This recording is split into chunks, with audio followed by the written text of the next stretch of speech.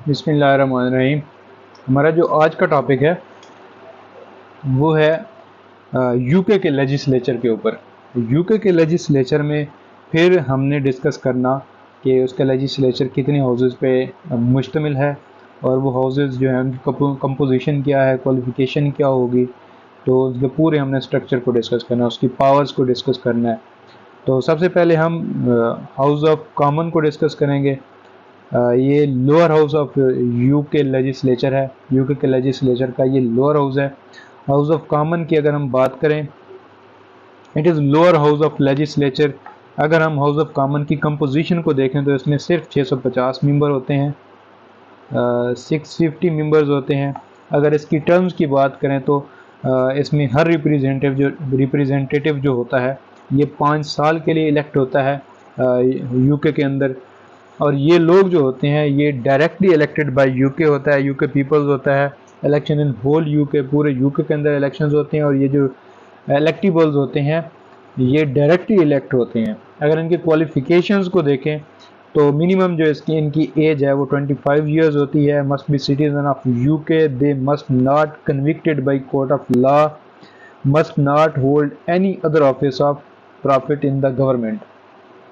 Government के अंदर कोई प्रॉफिट का कोई ऑफिस भी ना हो इनके पास प्रॉफिटेबल, ये इन पे कोई कन्विक्शन भी ना हो, ये किसी भी जुर्म में इनको सज़ा ना हुई हो। इनकी जो मिनिमम एज है वो 25 साल है और ये कि यूके के ये सिटीज़न हो। रेजोल्यूशन देखें इसकी ज़रा।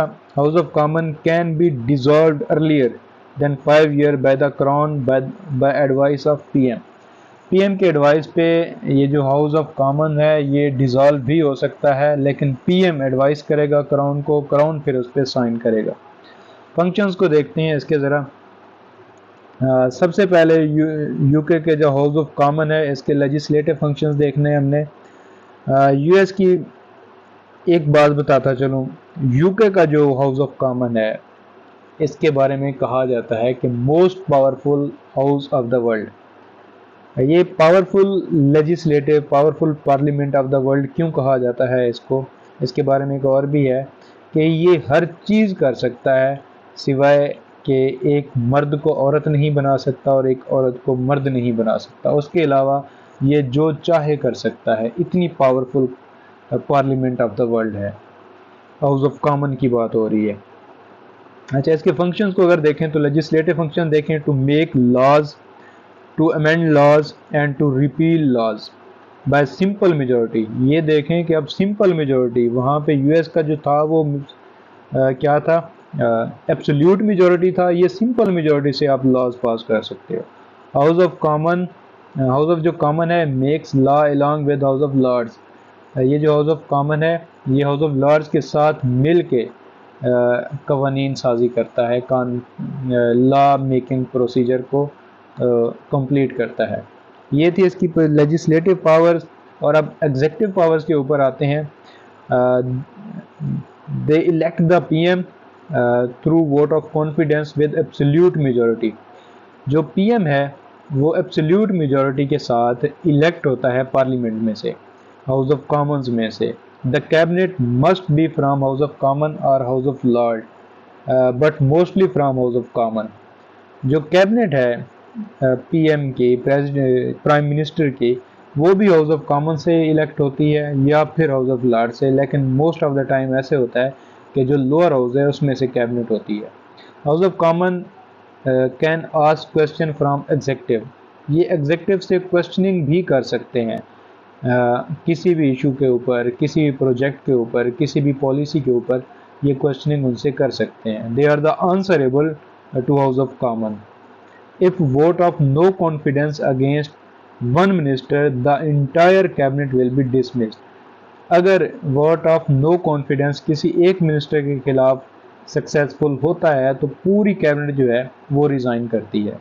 ये यूएस के कॉन्स्टिट्यूशन के अंदर एक कन्वेंशन है कि अगर एक मिनिस्टर के ऊपर वोट ऑफ नो कॉन्फिडेंस आता है और वो सक्सेसफुल होता है तो पूरी कैबिनेट के जो है वो इस्तीफ़ा देती है, रिज़ाइन करती है।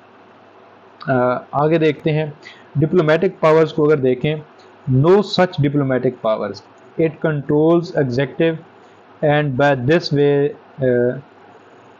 इनडायरेक्ट कंट्रोलिंग फॉरेन पॉलिसी, क्योंकि वो एग्जीक्यूटिव को कंट्रोल करते हैं, इसलिए हम कहते हैं कि उनका एक इनडायरेक्ट कंट्रोल है फॉरेन पॉलिसी के ऊपर। बेसिकली एग्जीक्यूटिव इस चीज़ को डायरेक्टली देख रही होती है, डिप्लोमेटिक पावर्स को। मिलिट्री पावर्स को देखें तो house of common along with house of lords, जिसको हम अपर हाउस भी बोलते हैं, both together can declare war otherwise not. अगर हाउस ऑफ कॉमन अलग अकेला वार डिक्लेयर नहीं कर सकता, लेकिन दोनों हाउसेज मिल के वार डिक्लेयर करते हैं। लेकिन इसमें एक चीज़ आपको बताता चलूँ कि जो हाउस ऑफ लॉर्ड्स है वो इसमें भी एक डमी किस्म का रोल अदा करता है, जिसको हम कहते हैं कि सिर्फ शो करने के लिए होता है, क्योंकि उसके पास इख्तियारात ज़्यादा नहीं होते। तो जो हाउस ऑफ कॉमन वो कर लेता है, तय कर लेता है, डिसाइड कर लेता है, वही हाउस ऑफ लॉर्ड को करना पड़ता है। फाइनेंशियल पावर्स की बात करें तो हाउस ऑफ लॉर्ड, जो हाउस ऑफ कॉमन है, जितने भी मनी बिल्स हैं वो ओरिजिनेट होते हैं हाउस ऑफ कॉमन से, और जो हाउस ऑफ लॉर्ड है, जो अपर हाउस है, वो कभी भी जो मनी बिल है उनको रिजेक्ट नहीं कर सकता। इलेक्टोरल पावर्स की बात करें तो prime minister house of common से इलेक्ट होता है वोट ऑफ कॉन्फिडेंस के ज़रिए। They elect their own speaker, house of common से ही जो स्पीकर ऑफ द असेंबली है वो इलेक्ट होता है। तो ये इलेक्टोरल पावर्स थी। फाइनेंशियल पावर्स भी हमने डिस्कस की, मिलिट्री पावर्स भी डिस्कस की, डिप्लोमेटिक पावर्स को भी डिस्कस किया, एग्जीक्यूटिव पावर्स को भी किया, हमने लेजिस्लेटिव पावर्स को भी डिस्कस किया। इससे पहले हमने डिसोल्यूशन को डिस्कस किया कि ये हाउस ऑफ कॉमन जो है किस तरह इसको डिज़ोल्व किया जा सकता है। फिर हमने इसके जो मेंबर्स हैं उनकी क्वालिफ़िकेशन को डिस्कस किया। इससे पहले हमने टर्म को डिस्कस किया। फिर उससे पहले कंपोजिशन ऑफ द पार्लियामेंट को डिस्कस किया, हाउस ऑफ कॉमन्स की कंपोजिशन क्या है। यहाँ पे हमने कंप्लीट डिस्कस किया हाउस ऑफ कॉमन को। ये था हमारा topic house of common of UK, जो कि यूएस लेजिस्लेचर का एक पार्ट है। यूएस लेजिस्लेचर में दो हाउसेज हैं, एक हाउस ऑफ कॉमन है जिसको हम लोअर हाउस बोलते हैं, और एक अपर हाउस है जिसको हाउस ऑफ लॉर्ड्स बोलते हैं। तो अगला जो हमारा लेक्चर होगा उसमें हम यूएस का जो हाउस ऑफ लॉर्ड है यूके का, अपर हाउस जिसको बोलते हैं, हम उसको डिस्कस करेंगे इंशाअल्लाह। अल्लाह हाफिज़।